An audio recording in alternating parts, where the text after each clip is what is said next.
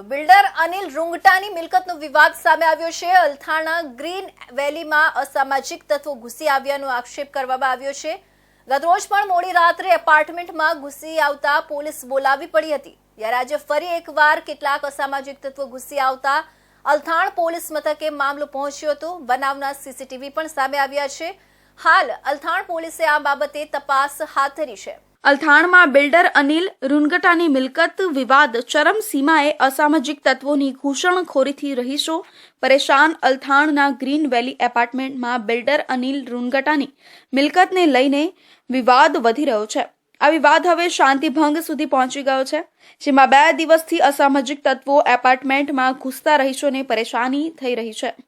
ગત રાત્રે અસામાજિક તત્વોએ મકાનમાં ઘૂસણખોરી કરી હતી, જેના કારણે રહેવાસીઓએ મોડી રાત્રે પોલીસને બોલાવવી પડી હતી।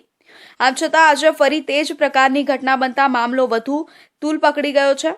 બનાવના સીસીટીવી ફૂટેજ બહાર આવ્યા છે, જેમાં આરોપીઓની પ્રવૃત્તિઓ સ્પષ્ટ રીતે દેખાઈ રહી છે। આ ફૂટેજ પોલીસ તપાસ માટે મોખરાનું સાબિત થઈ શકે છે। मैं ग्रीन वैली में रहता हूँ। रूंगटा डेवलपर अनिल जी रूंगटा ने ये बिल्डिंग बनाई है और घटना मैंने जो पहले बताया था कि सोसाइटी के अंदर 11-12 जन न्यूसेंस के रूप में आए और पूरी बिल्डिंग को ऐसा बना दिया जैसे कोई वो बिल्डिंग नहीं धर्मशाला हो। आतंकवादी टाइप के मतलब बंदे और इस तरीके से वार्तालाप करे जैसे पता नहीं क्या हो रहा हो। रात को हम 11:30 बजे यहाँ पर एप्लीकेशन देके गए थे। 100 आदमी करीब नियर अबाउट हम यहाँ पर थे ग्रीन वैली के, और अभी भी हम करीब 100-125 आदमी। आज भी वही चीज रिपीट हुई।